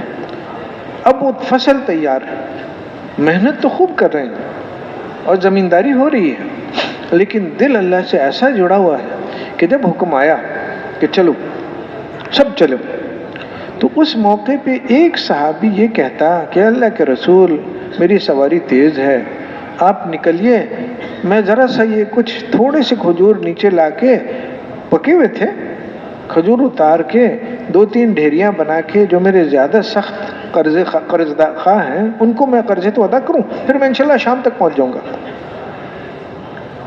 جمعہ کی نماز پڑھنے حضور صلی اللہ علیہ وسلم کے پیچھے آخری نماز، اس کے لیے تو ایک آدمی نے ایک موقع پہ حضور صلی اللہ علیہ وسلم سے عرض کیا کہ یا رسول اللہ میری سواری تیز ہے، شام کو میں پہنچ جاؤں گا، لیکن اس کے لیے کہ میں قرضہ اپنا ادا کروں، تو محنت ہو رہی تھی باغ پر، لیکن نظر تھی اللہ پر کہ قرضہ یہ اللہ کے حکم سے میرے اوپر ہے اور یہ اترے گا جب اللہ تعالیٰ کا حکم بدلے گا، ان کھجوروں سے نہیں ہوگا۔ محنت کی، امید تھی کہ شاید ان کھجوروں کے ذریعے اللہ تعالیٰ میرا قرضہ اتروا دے گا، لیکن جب اللہ کا حکم آ گیا اس کا مطلب ہے کہ اللہ تعالیٰ کی کوئی اور چاہت ہے، تو اللہ کی چاہت سے ہوگا، کھجوروں سے نہیں ہوگا۔ چلو چھوڑو کھجوروں کو اور چلو اللہ کے حکم کی طرف۔ اب یہ جو نقد نکلنا ہے اس چیز کی تربیت ہے۔ 20 مسائل ہیں میرے، اب ایک ایک آدمی کو سمجھانا کہ یہ سارے مسائل ادھر سے ادھر سے 20 طرف سے نہیں آ رہے ہیں، یہ سارے مسائل ایک طرف سے آئے ہیں، اللہ تعالیٰ کا حکم ہوا ہے ان مسائل کا، اور وہ حکم یہ 20 طرف دوڑے لگانے سے نہیں بدلے گا، یہ حکم ایک اللہ کی طرف دوڑ لگا کے دکھا دو، اللہ تعالیٰ یہ سارے مسائل سنبھال دے گا۔ اب لوگوں کو جو اللہ کے راستے میں نکالنا ہے وہ صحیح بنیاد پہ نکالنا ہے. وہ ہمارے کبھی کبھی مہمان ہوتے ہیں، کہتے جی میں تو انگلینڈ سے، میں تو کینیڈا سے، امریکہ سے آیا ہوں، اتنا دور سے میں رائیونڈ گیا ہوں، تم اتنا قریب 50 میل پہ تم نہیں جا سکتے. یہ تو بالکل ہی کچی بنیاد ہے. اس بنیاد پہ نہیں نکالنا لوگوں کو کہ میں آیا ہوں تم بھی چلو، جیسے میں نکلا ہوں تم بھی نکلو. ارے جیسے صحابہ کرام اللہ پر بھروسہ کرتے تھے وہ والا بھروسہ تم بھی سیکھو. میں بھی سیکھنے کی کوشش کر رہا ہوں. میں پہنچ نہیں گیا، میں بھی راستے میں ہوں، تم بھی راستے پہ پڑھو. 10 دفعہ سال لگا لیا، اس کو بھی ہم دعوت دیں گے کہ بھائی مجھے اور آپ کو ضرورت کیا ہے کہ ہم اس چیز کو سیکھیں کہ ہمارے مسائل کا تعلق اللہ سے ہے اور اللہ رب العزت کا کرنے کا تعلق اعمال سے. اور یہ جو مسائل ہیں نا، ہم جن کو مسائل سمجھا ہوا ہے، یہ تو بہت چھوٹے چھوٹے مسائل ہیں. اصل مسئلہ تو آخرت کا ہے. وہاں کیا بنے گا کہ صحابی حضور صلی اللہ علیہ وسلم سے ایک دینی مسئلہ پوچھتے پوچھتے جان نکل گئی. گرے تو حضور صلی اللہ علیہ وسلم نے کہا کہ ذرا اس کا کرتا اٹھا کے دیکھو، تو پیٹ کمر سے لگا ہوا تھا. تو اندازہ ہوا کہ بھوک سے جان نکل گئی. اور ابھی بھوک لگی ہوئی تو کسی سے، چاروں طرف صحابہ کرام ہیں، کچھ نہ کچھ کھانے پینے کو ہے لوگوں کے پاس، کسی کو بتا دو کہ میری تو بھوک سے بہت برا حال ہے. نہیں، وہ مسئلہ پوچھنے میں لگے. یہ وقت ہے مسئلہ پوچھنے کا. ان لوگ کے لیے تو ہر وقت مسئلہ پوچھنے کا تھا کہ اللہ کیا چاہتا ہے. تو اسی میں لگے ہوئے ہیں اللہ کیا چاہتا ہے، اور جان نکل گئی. صحابہ نے پوچھا کہ اللہ کے رسول آپ کو کیسے اندازہ ہوا کہ بھوک سے جان گئی ہے؟ تو فرمایا جس کا مفہوم یہ ہے کہ وہ جنت سے فرشتے تشتوں میں کھانے لے کے اس کی طرف لپکے تو مجھے اندازہ ہوا کہ بھوک سے جان نکل گئی. اب بتائیے اس صحابی کو کھانے کی ضرورت تھی، روٹی کی ضرورت تھی، یا کوئی ضرورت نہیں تھی؟ کوئی بات نہیں، آنکھ بند ہوئی، بھوک سے جنت پہنچ گئے. وہ جو حضرت کون تھے، وہ احد میں عمیر تھے، کون تھے جنہوں نے حضور صلی اللہ علیہ وسلم نے کہا کہ بڑھو اس جنت کی طرف کہ جس کا وہ چوڑائی آسمان زمین جتنی ہے. تو ہاتھ میں ان کے کھجور تھے اور کئی دن سے کھانا نہیں کھایا تھا، اور ان کا چھوڑو کھجوروں کو، چلو جنت کی طرف. تو مسائل تو آخرت کے ہیں، عزتیں بھی آخرت کی ہیں، اور اللہ سب کو بچائے ذلتیں بھی آخرت کی، مزے بھی آخرت کے اور تکلیفیں بھی آخرت کی. تو یہ جو بنیاد تھی یہ ہر گھر میں پہنچ گئی تھی، اور اب یہ جگہ تیار تھی کہ آ جاؤ ساری دنیا والے، دین سیکھو. دین اس چیز کا نام ہے. تم بھی اس بنیاد پہ آؤ، اس بنیاد پہ زندگی گزارو، دیکھو کیسے اللہ تعالیٰ تمہارے ساتھ ہو جائے گا. کہ میں اس کے کان بن جاتا ہوں جس سے وہ سنتا ہے، میں اس کی زبان بن جاتا ہوں جس سے وہ دیکھتا ہے، میں اس کا ہاتھ بن جاتا ہوں جس سے وہ پکڑتا ہے، میں اس کا پاؤں بن جاتا ہوں جس سے وہ چلتا ہے. ہر چیز میں حضور اللہ رب العزت کی چاہت، وہ جو حضور صلی اللہ علیہ وسلم علیہ طریقہ ایک آدمی کو نصیب ہو جاتا ہے، دن رات سوتے جاگتے بس ایسے زندگی گزر رہی ہے جیسے اللہ کے محبوب کی گزرتی تھی. یہ اللہ کا محبوب بن چکا ہے. تو میرے بھائیو دوستو، یہ بنیاد گھر گھر پہنچی، اور اب یہ اس سے دین پھیلا. آج بھی جو بات ہوتی ہے کہ نکلو اللہ کے راستے میں، تو اس بنیاد کو سیکھنے کے لیے، ورنہ نیت اگر نہیں ہے، نیت سے عمل کہیں سے کہیں پہنچ جاتا ہے. میں نے اللہ اکبر کہا، اچانک آگ بھڑکی، اللہ اکبر کہہ دیا، ٹھیک ہے. اور میں نے اللہ اکبر کہا اور نماز میں داخل ہو گیا. اب اس میں اور اس میں کتنا فرق ہے؟ اس اللہ اکبر کہنے کے بعد اب میرے لیے کئی چیزیں حرام ہو گئیں. کھانا پینا، دائیں بائیں دیکھنا گناہ ہوگا. اب اس اللہ اکبر کے بعد کھاؤ پیو جو کہ کرو. تو جس نیت سے ایک کام کیا اس سے کام کی حقیقت ہی بدلی. شکل وہی ہے، حقیقت بدل لے. وہاں بھی اللہ اکبر، یہاں بھی. تو اسی طرح سے اللہ کے راستے میں نکلنا میرے بھائیو دوستوں کو اگر اس لیے ہے کہ مجھے یقین سیکھنا ہے، مجھے نماز سیکھنی ہے، تو یہ وہ نکلنا ہے جس کی یہاں بات ہو رہی ہے. کہ سارے عالم میں سارا دین پھیلے گا، اللہ رب العزت کی طرف سے ہدایت کے فیصلے ہوں گے، یہ کس نکلنے پر کہ جس میں ایک آدمی کہتا ہے مجھے یقین سیکھنا ہے، مجھے نماز سیکھنی ہے۔ نہ ہونے سے تو بہتر ہے، لیکن جب ایک آدمی کہتا ہے کہ میں 40 دن کے لیے نکل رہا ہوں، یقین سیکھنے کی نیت نہیں ہے، نماز نہیں، 40 دن پورے کرنے کی۔ ایک ساتھیوں میں بات چلتی کوائف، کہ میرے کوائف نہ خراب ہو جائیں، تو ٹھیک ہے، اس کے کوائف نہیں خراب ہوں گے، لیکن نماز تو نہیں سیکھے گا، یقین تو نہیں سیکھے گا۔ اب ایک پوری بستی ہے، سب کے کوائف پورے ہیں، نماز کسی کو نہیں آتی، یقین کسی کو نہیں آتا، تو ان سے دین نہیں پھیلے گا، کوائف ان کے پورے ہوتے رہیں، دین نہیں پھیلے گا۔ 10 دفعہ سال لگا لیا، 20 دفعہ سال لگا لیا، لیکن اگر اس نیت سے لگایا تھا کہ میں یقین سیکھوں، نماز سیکھوں، ارے 1 سال تو بہت ہے، 4 مہینے میں اللہ تعالیٰ کچھ نہ کچھ نصیب فرما دے گا، لیکن نیت تو ہو۔ جب تک نیت نہیں ہوگی، جیسے ہمارے حضرات کہتے تھے یہ بات کہ بھئی ابھی تو تم لوگ نے کام اس چیز کا نام ہے کہ یقین سیکھنا ہے، نماز سیکھنی ہے۔ تو ایک آدمی جب اس نیت سے لگتا ہے اعمال میں، اس نیت سے گھر سے نکلتا ہے، اپنے حالات اللہ کے حوالے کرتا ہے کہ میں یہ سیکھنا چاہتا ہوں کہ کرنے والی ذات اللہ کی ہے، کرتا ہے اعمال پہ، اصل اس کا کرنا آخرت میں ہے۔ اب میں نمازوں پہ ویسی محنت کروں جیسے غلط یقین والے دکانوں پہ کر رہے ہیں، میں صحیح یقین والوں والی محنت کروں گا، اپنی نمازوں سے میں اللہ سے مانگنا سیکھوں گا۔ اب جماعت نہیں نکلی تو اپنی سمجھداریوں کی نہیں، نماز کی طرف رخ کرے گا، اللہ سے مانگے گا، اور پھر کوشش میں لگ جائے گا، کیونکہ کرتا تو ہے اللہ کے کرنے کا تعلق اعمال سے ہے۔ تو ایک عمل نماز بہت بڑا عمل ہے، اس کے بعد لوگوں سے بات کرنا، ان کو اللہ کی بات سمجھانے کی کوشش کرنا، یہ بھی بہت بڑا عمل ہے۔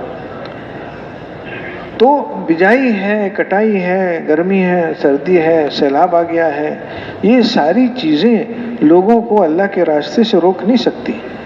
وہ تو اللہ تعالیٰ نے ارادہ نہیں فرمایا کہ اللہ کے راستے میں نکلے، اس لیے نہیں نکل رہے ہیں۔ تو وہ جیسے تبوک والے، وہ قرضے کا اللہ نے ارادہ نہیں فرمایا ادا ہونے کا ان کو ابھی، تو پھر چھوڑو کھجوروں کو، نکلو اللہ کے راستے میں۔ جب اللہ نے ارادہ نہیں فرمایا کہ ہر گھر سے ایک آدمی نقد نکلے، تو اس لیے لوگ نہیں نکل رہے ہیں۔ مسئلہ بجائے کٹائی اور موسم اور ان چیزوں کا نہیں ہے، مسئلہ اس فیصلے کا ہے۔ تو بھائی وہ فیصلہ اللہ کی طرف سے ہو جائے، اس کے لیے کیا کرنا ہے؟ اب جماعت اس کو سوچے گی، اللہ سجھائے گا۔ تو ایک طرف نکلنا ہے، کیوں؟ اس بنیاد کو سیکھنے کے لیے۔ اور جو نہیں نکل سکا تو جیسے یعنی ہمارے حضرات کہتے تھے کہ دیکھو مچھیروں کی بستی ہوتی ہے، اب اس میں مچھلی پکڑنے تو 2 جوان 4 جوان کشتی میں صبح جاتے ہیں، لیکن اس کشتی کی جو پھٹ گئی ہے تھوڑی سی، تو اس کی سلائی اس کی بہن کرے گی جوان کے، اور وہ جو جال ہے اس کو ٹھیک کرنا اس کی ماں کر رہی ہوگی۔ ساری بستی مچھیروں کی بستی ہے، کچھ لوگ جا رہے ہیں باہر، لیکن ساری بستی مچھلی پکڑنے کے کاروبار کو اس نے اپنا کام بنایا ہوا ہے۔ حتیٰ کہ باہر سے ایک آدمی دکاندار ہے وہاں، وہ بھی دیکھتا رہتا ہے کہ دیکھو آج کہتے ہیں پتہ نہیں بادل آتے ہیں تو زیادہ مچھلی آتی ہے، کچھ کم آتی ہے، کیا ہے، وہ بھی بادلوں کو دیکھتا رہتا ہے۔ کبھی مچھلیاں ہوں گی تو ان کے پاس مال ہوگا، یہ آ کے مجھ سے چیزیں خریدیں گے، ورنہ میرے سودے نہیں بکیں گے۔ پوری بستی اس میں لگی ہوئی ہے۔ تو میرے بھائیو دوستو، یہ جو ہمارا تقاضا ہے کہ ایک بستی میں جا کے سب سے پہلا کام یہ ہے کہ لوگوں کو اس بنیاد کی طرف متوجہ کرنا ہے کہ دیکھو کرنے والی ذات اللہ کی، ہم جس کام میں لگے ہوئے ہیں منع نہیں ہے، لیکن اسی کام میں اللہ کو سامنے رکھ کے لگنا ہے، پھر کام بنیں گے۔ اور اگر اللہ کو بھلا کے ان کاموں میں لگے تو ہم یہ کام دلدل کی طرح ہم محنت بڑھاتے جائیں گے اور کام بگڑتا جائے گا۔ کہ اے آدم کی اولاد، تم مجھے اپنی بندگی کے لیے، میری بندگی کے لیے اپنے آپ کو فارغ کرو۔ اگر تم نے ایسا کر لیا تو میں تمہارے دل کو غنا سے بھر دوں گا، تمہارے فقر کو دور کر دوں گا، یہ دل مستغنی ہو جائے گا۔ ایک اللہ والے کے پاس ایک آدمی کوئی تھیلی لایا، درہموں وغیرہ کا پیسے ہوتے تھے، درہم، تو ہدیہ، ان کا بیٹھ جاؤ، بات چیت کی، پھر آخر میں کہا کہ بھی دعا کروں تمہارے لیے۔ ہاں دعا کریں، یہ دعا کروں اللہ تمہارا مال بڑھا دے۔ کہا ہاں حضرت یہ تو دعا ضرور کریں۔ تو نے کہا بات یہ کہ جو مال ہے نا تمہارے، یہ تم میرے پاس لائے ہو تھیلی، تو اس کا مطلب ہے تمہیں ضرورت ہے اس کی، تو مجھے کیوں دے رہا ہوں؟ مجھے تو ضرورت نہیں ہے اس کی، تم رکھو اس کو، پھر دعا بھی کر دیتا ہوں، لیکن یہ تو رکھو نا کم سے کم۔ اب یہ یقینی بات ہے کہ اللہ والے کے پاس کوئی خزانہ نہیں پڑا ہوا تھا، لیکن استغنا تھا کہ مجھے ضرورت نہیں اس کی۔ تو اللہ تعالیٰ کی بندگی کے لیے اگر ایک آدمی اپنے آپ کو فارغ کرتا ہے تو اللہ تعالیٰ اس کے فقر کو دور کر دیتا، محتاجی نہیں رہتی ہے اس کو، اور اس کے سینے میں یعنی ظاہری محتاجی ختم، اللہ اس کو کسی کا محتاج نہیں بنائے گا، اور دل میں اللہ استغنا بنا دیتا ہے کہ کسی چیز کو دیکھ کے اس کو یہ نہیں ہوگا کہ مجھے اس کی ضرورت ہے، نہیں ضرورت ہے مجھے، میرا اللہ کافی ہے میرے لیے۔ اور اگر ایسا نہیں کرو گے، اگر اپنے آپ کو میری بندگی کے لیے فارغ نہیں کرو گے تو میں تمہارے دونوں ہاتھوں کو مشغولیت سے بھر دوں گا کہ ایک نوکری ہے کافی نہیں ہے، رات کو ایک اور نوکری کرنی پڑے گی، ساتھ ساتھ ٹیکسی بھی چلانا پڑے گا۔ اب وہ مشغولیت بڑھتی چلی جا رہی ہے، اور تمہارے فقر کو دور نہیں کروں گا، محتاجی بڑھتی چلی جا رہی ہے۔ عملی چیز ہے، آنکھوں سے دیکھی ہوئی چیز ہے، تجربے سب کے ہیں، حالانکہ اصل بات تجربہ نہیں ہے، اصل بات اللہ کی بات ہے، اللہ کے رسول کی بات ہے، وہ تو آگے ہی سامنے۔ اب تجربہ بھی ہو گیا کہ ہم لوگ 50 سال پہلے ایک گھر میں ایک آدمی کام کرتا تھا، سب کھاتے تھے، اب ایک گھر میں مردیں اور عورتیں تک کام کر رہی ہیں، بہت ساری جگہ سب کام کر رہے ہیں، اور محتاجی بڑھتی چلی جا رہی ہے۔ تو مشغول کر دیں گے اللہ تعالیٰ، اور فخر نہیں دور کریں گے۔ تو میرے بھائی دوستو، اب ایک ایک آدمی کو جا کے یہ والی بات سمجھانی، اب یہ اس میں طریقہ ہے، آپ چھوٹتے ہی کہیں گے کہ تم ایسا تم ویسا، تو وہ تو نہیں، پیار محبت سے، لیکن یہ بات دلوں میں آئے کہ واقعی ہمیں تو اللہ کی ضرورت ہے،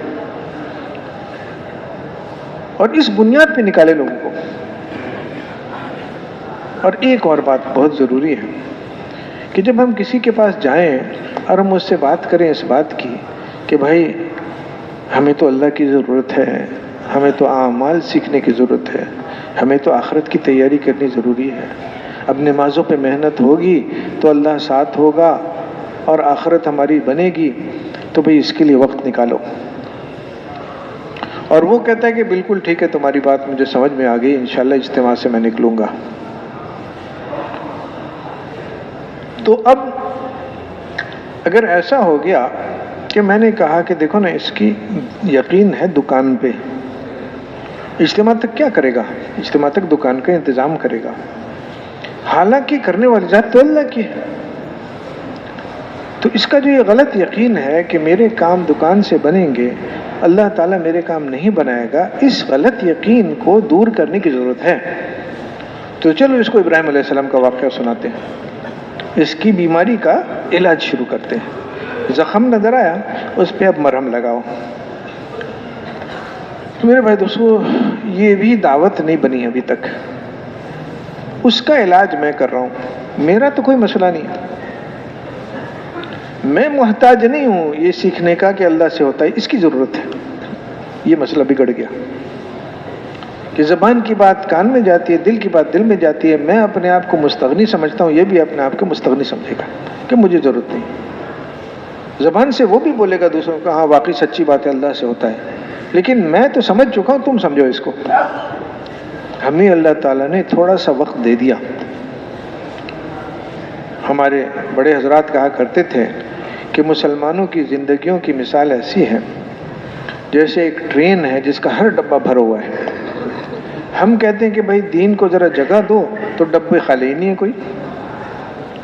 تو ابھی کیا ہو رہی ہے، کوشش کہ ڈبے کچھ خالی کراؤ، یہ چلہ، یہ 4 مہینے، یہ سال، یہ 7 ماہ، یہ جو زندگی کی جو ہماری ٹرین ہے، اس میں کچھ ڈبے خالی کرو۔ اب ڈبے تو خالی ہو گئے، اب اس میں کرنا کیا ہے، اس میں بھرنا کیا ہے؟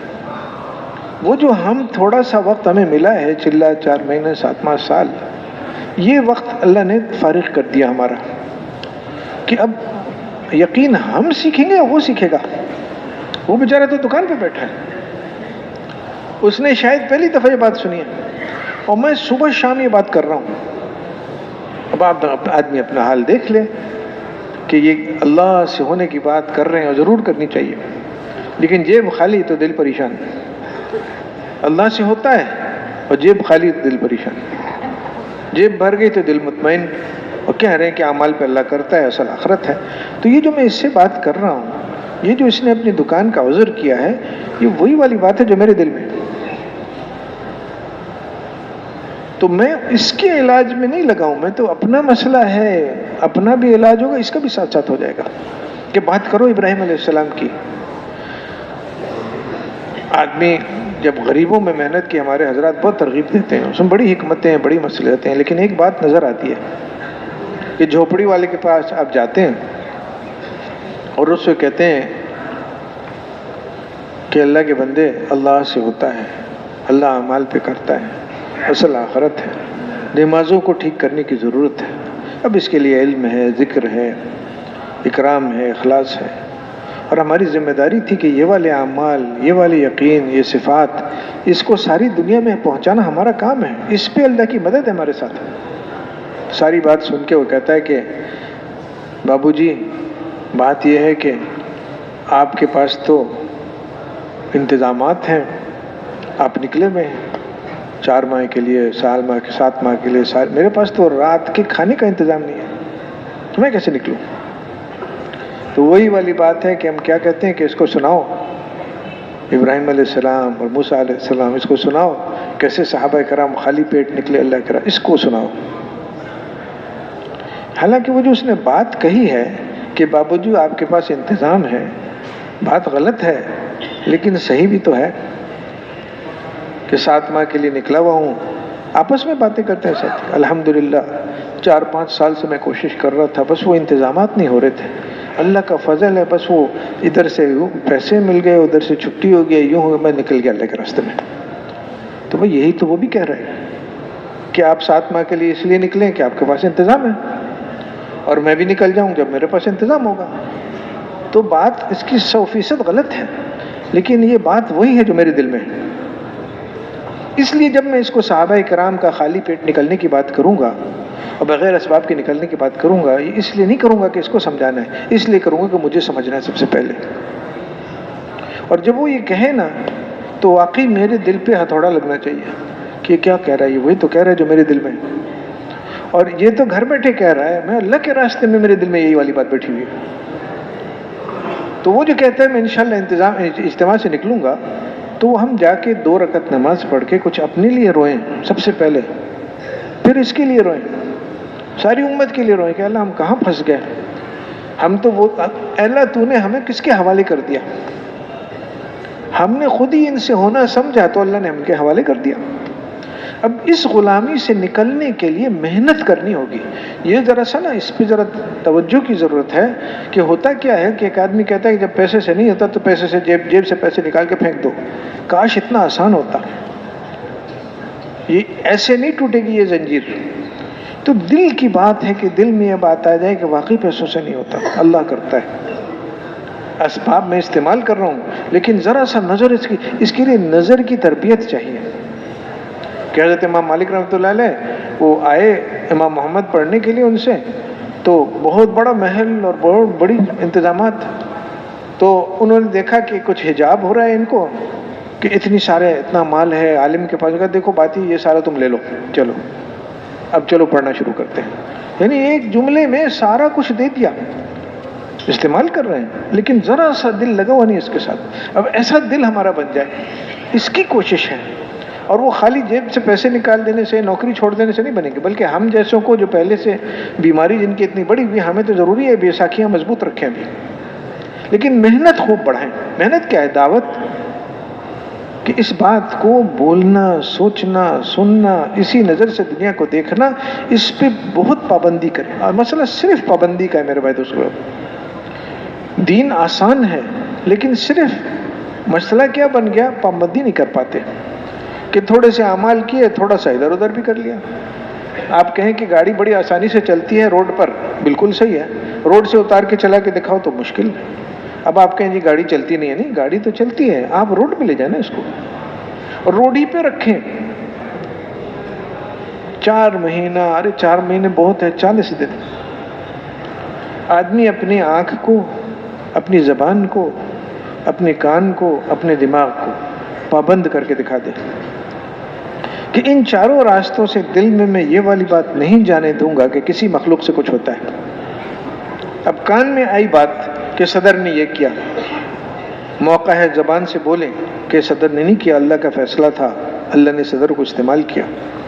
صدر نہ ہوتا اللہ تعالیٰ کے یہ فیصلہ کہیں اور سے وجود میں آتا۔ زبان سے بولنے کا موقع نہیں تو کم سے کم دل پہ جو دروازے پہ، دل کے دروازے پہ کھڑے کھڑے کہیں کہ بالکل غلط ہے یہ بات، آدھی بات ہے، یہ پوری بات نہیں ہے۔ فیصلہ ہوا تو صدر نے کیا، فیصلہ نہ ہوتا صدر نہیں کر سکتا تھا۔ تو اس طرح سے اپنے دل میں جو بات صحیح بات ہے اللہ کے فضل سے وہ آتی رہتی ہے، کبھی بیان میں، کبھی تعلیم میں، کبھی ذکر دعا میں۔ الحمدللہ یہ بھی ضروری ہے، ایک طرف سے دل میں صحیح چیز جائے۔ دودھ جمع ہو رہا ہے، دودھ کی بالٹی تیار ہو گئی، بس وہ جو 2 قطرے پیشاب کے بیچ میں آ جائیں گے نا، وہ نہیں ہے کہ چلو 2 قطرے پیشاب کے آئے تو 2 قطرے دودھ کے نکال لو پاک ہو جائے گی، نہیں، وہ ساری بالٹی خراب ہو گئی۔ وہ جو تھوڑی بہت ادھر ادھر کی جو بات ہو جاتی ہے نا، جس میں اللہ سے ہونے کے علاوہ کسی سے ہونے کی بات ہو جاتی ہے، کسی دنیا کی چیز کی قیمت کی بات ہو جاتی ہے، کسی دنیا کی حال سے تاثر لینے کی بات ہو جاتی ہے، سردی بہت ہو گئی بھائی، اوہو بڑا مسئلہ بن گیا، کیسے فلاں جگہ تشکیل ہو گئی بھائی، وہاں تو یوں ہے وہ ہے۔ ارے بھائی اللہ وہاں بھی ہے، اللہ یہاں بھی ہے، سردی میں بھی اللہ ہے، گرمی میں بھی اللہ ہے، تو اللہ کرے گا۔ اب یہ والی بات زبان پہ آئی تو اچھا غلطی ہوگی، غلطی کا مسئلہ نہیں، اللہ رب العزت کا معاملہ غلطی کرنے والوں کے لیے بہت کھلا ہے، اور تھوڑا سا اللہ سے معافی مانگ لو۔ لیکن غلطی اس کو کہتے ہیں کہ آدمی جو کام کیا اس کو احساس ہو کہ یہ میں نے کیا کیا، بس اتنا سا ہو گیا، کام ہو گیا۔ وہ جو نماز جیسی تیسی، اللہ عالم آدمی تو اپنی بات کرتا ہے، ساتھیوں سے شاید آپ میں بہت سارے ہوں گے جنہوں نے نمازیں جن کی بہتر ہو گئی ہیں، لیکن یعنی نماز جیسی تیسی پڑھی، کیسی پڑھی، کیا کچھ نہیں کیا اس میں، کتنی بدتمیزیاں بے ادبیاں ہوئیں اللہ کے سامنے کھڑے، لیکن سلام کے بعد اللہ اکبر استغفر اللہ استغفر اللہ 3 دفعہ ندامت کے ساتھ کر دیا، پوری امید ہے اللہ تعالیٰ آپ کو اس نماز کا اجر دے گا جو بالکل ٹھیک ٹھیک پڑھی، کوئی مسئلہ ہی نہیں ہے، معافی کا دروازہ کھلا ہوا ہے۔ لیکن غلط کام کرتے ہوئے نہ اس کا احساس، نہ اس کی نیت کہ یہ چھوڑنا ہے، یہ مصیبت ہے۔ وہ جو کہا نا کہ نیت ہی نہیں کیے کام کی ابھی تک، اس چیز کو دور کرنے کی ضرورت ہے کہ نہیں بھائی ہم نیت کریں کہ مجھے یقین سیکھنا ہے، اور 40 دن 4 مہینے 7 ماہ سال ملا ہوا ہے، اس کے اندر اندر ایسی کو محنت کر لیں، اللہ رب العزت کی کو رحم ہے۔ اچھا ہمارے اعمال سے نہیں ہوگا، اعمال سے نہیں ہوگا، پکی بات ہے، نہ دعوت سے، نہ سیکھنے سکھانے سے، نہ ذکر سے، نہ دعا سے، نہ خدمت سے، لیکن دعوت میں، ذکر و دعا میں، خدمت میں، سیکھنے سکھانے میں لگیں گے، اور یقین سیکھنے کی کوشش کر رہے ہیں، حضور صلی اللہ علیہ وسلم کے طریقوں سے ہونے کی بات دل میں اتارنے کی کوشش کر رہے ہیں، دھیان حاصل کرنے کی کوشش کر رہے ہیں، تواضع پر نظر رکھ رہے ہیں کہ میں یہ نہ سمجھ لوگوں میں بھی کچھ ہوں، اور یہ کہ میں اللہ کے لیے کر رہا ہوں، اور اس قسم کے اعمال، ان صفات والے اعمال کو ساری دنیا میں پہنچانا میرا کام ہے۔ اب اس کی کوشش کر رہا ہے ایک آدمی، پھر اس سے غلطی ہوتی ہے، بھول ہوتی ہے، اور وہ استغفار کر لیتا ہے، بہت ہو گیا کام، نیت نہیں ہے اس کی، چلے لگا رہا ہے صرف، 4 مہینے لگا رہا ہے صرف، تو بھائی نیت کرو، نیت کرو۔ ہمارے حضرات کی باتیں کہتے تھے بار بار نیت کریں گے تو اللہ تعالیٰ نیت نصیب فرمائے گا، اور نیت کر لی، پھر پابندی کر لی، ہمارے ذمے صرف اتنی سی چیز ہے کہ آدمی دیکھتا رہے کہ کوئی غلطی تو نہیں ہوئی مجھ سے، ابھی تک نتیجہ کوئی سامنے نہیں آیا، دل میں اللہ سے ہونے کی بات جیسے ہونی چاہیے نہیں آئی، تو ذرا دیکھو کوئی کمی تو نہیں ہے، کہیں پابندی سے ہاتھ سے تو نہیں نکل گئی، بس اتنا سا کام ہے۔ کیونکہ جس دن اللہ تعالیٰ نے ہمیں دیکھا اور ہماری محنت پر اللہ کو رحم آ گیا، محنت کرتے کرتے کرتے کرتے ایسے حال میں پہنچ گیا کہ اللہ کو رحم آ گیا، تو اللہ کے اس رحم کے اندر صرف ہماری نہیں، ساری دنیا کی ہدایت چھپی ہوئی ہے۔ پوری پوری بستیاں اللہ تعالیٰ ویسی بنائے گا جیسے وہ مدینہ منورہ کی بستی تھی۔ ہمارے حضرات کہتے تھے کہ ہم کیا چاہتے ہیں کہ جی چاہتا ہے کہ خبر ملے کہ فلاں ملک سے 500 آدمی مسلمان ہو کے آئے ہیں، ہوائی جہاز آ رہا ہے، اتر رہا ہے کراچی میں. تو ہم یہاں سے کہتے کہ ایسا کرو کہ 50 آدمی فلاں مسجد میں بھیج دو، 100 آدمی وہ ملتان کی فلاں مسجد میں بھیج دو، 70 آدمی حیدرآباد کی فلاں مسجد میں بھیج دو، اور اس طرح سے ان کو مساجد میں تقسیم کر دیتے. پھر مہینے 2 مہینے بعد وہ لوگ وہیں سے واپس چلے جاتے ہیں، ریونٹ کوئی آتا ہی نہیں، وہیں سے کام. کیوں؟ ایسی جگہیں ہوتی ہیں جہاں ہمیں تسلی ہوتی کہ یہ جو 20-50 آدمی آئیں گے حیدرآباد کی اس مسجد میں، تو وہ مسجد والے ایسے ہیں کہ سب کچھ چھوڑ کے ان کے ساتھ لگیں گے، اور ان کے پاس، ان کے بچوں کے پاس کھانا نہیں ہوگا، بس اتنا کھانا ہے کہ بچوں کو کھلائیں، وہ بچے کے منہ سے لے کے وہ کھانا ان آنے والوں کے سامنے رکھ دیں گے، اور ان کو کھلائیں گے، پلائیں گے، سلائیں گے، سکھائیں گے. اور 2-3 ہفتے میں جیسے مدینہ منورہ میں ہوتا تھا، دین سیکھ کے یہ لوگ چلے جائیں گے. یہ 5 اعمال اس چیز کا نام ہے کہ 5 اعمال ہو رہے ہیں. ہو کیا رہے ہیں؟ کہ مسجد میں گشت ہو جاتا ہے. ایسے ساتھی کتنے ہیں جو دونوں گشت کرتے ہیں اور ہر ہفتے کرتے ہیں، جن کے گھر میں بھی تعلیم ہوتی ہے، مسجد میں تعلیم، روزانہ اہتمام ہے ان کا، جن کے روزانہ اوقات لگ رہے ہیں، اور ایسے لگ رہے ہیں جیسے دفتر والوں کے دفتر میں کے اوقات لگتے ہیں،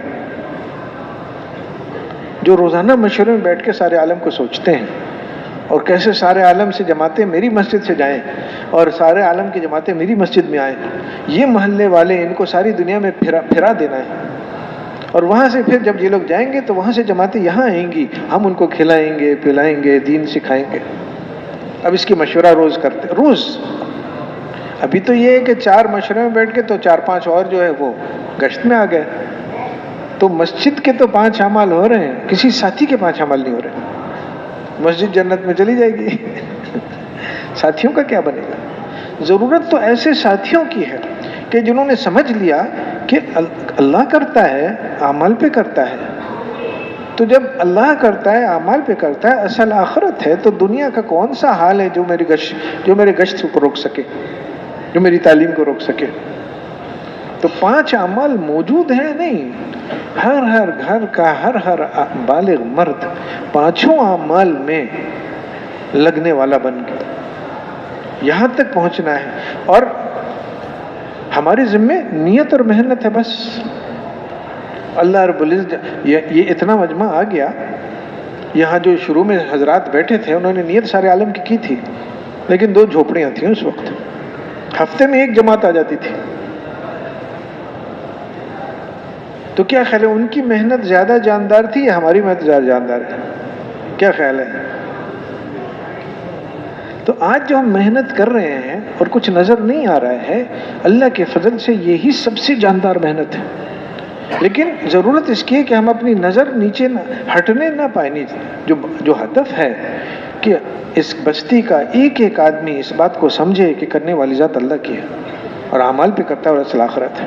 اب اس کے لیے ایک گھر سے آدمی کو نکالنا ہے، اور جو نہ نکل پائے ہماری کمزوری کی وجہ سے، تو کم سے کم یہ بستی میں ایک جماعت بنے جو ایک گھر کی فکر کرے کہ یہاں سے ہمیں ایک آدمی کو ساری دنیا میں پھرانا ہے، کیونکہ کرتا اللہ ہے اور اعمال پہ کرتا ہے اور اصل آخرت ہے. اور ہم حضور صلی اللہ علیہ وسلم کی امت میں ہیں. اس بستی کو ویسا ہونا چاہیے جیسے مدینہ منورہ کی بستی کو حضور صلی اللہ علیہ وسلم کی محنت پر اللہ نے بنایا. اب ہم اس کی محنت کے مکلف ہیں، تو ہم اس کو کریں گے اور تھکیں گے. اس کے ایک گھر تک پہنچنا آسان کام ہے، ہم زور لگائیں گے اس میں. پھر پہنچنا نہیں ہے، صرف ان کو دعوت دے کے، ان کے لیے مانگ کے یہاں تک پہنچنا ہے کہ واقعی ان کے دل میں آ جائے کہ کرنے والی ذات تو اللہ کی ہے.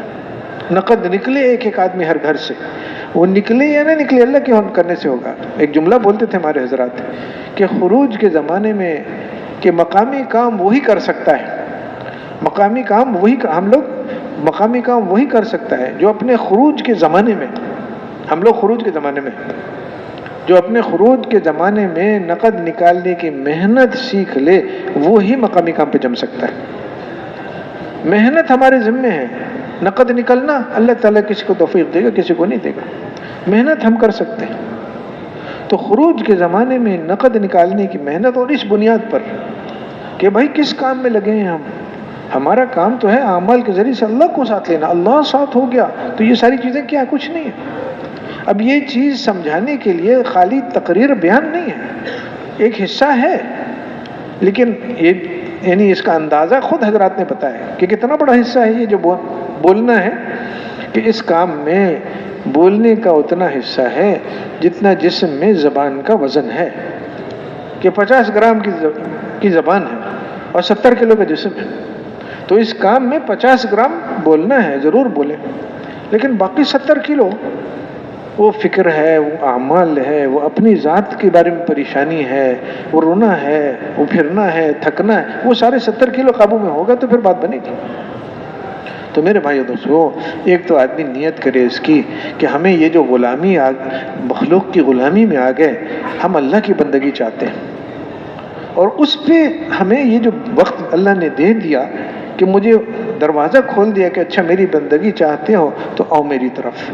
اور آؤ میری طرف کا کیا مطلب کہ یکسوئی سے، پابندی سے۔ آدمی کہتا ہے اللہ میں تو تیری محبت چاہتا ہوں، اور تھوڑا یہاں بھی دیکھ رہا ہے، تھوڑا وہاں بھی دیکھ رہا ہے، تو اللہ کہتا ہے کہ معلوم ہوتا ہے کہ کوئی نیت نہیں ہے تمہاری، جاؤ پھر ادھر ہی جاؤ، جہاں تم تھے وہاں جاؤ۔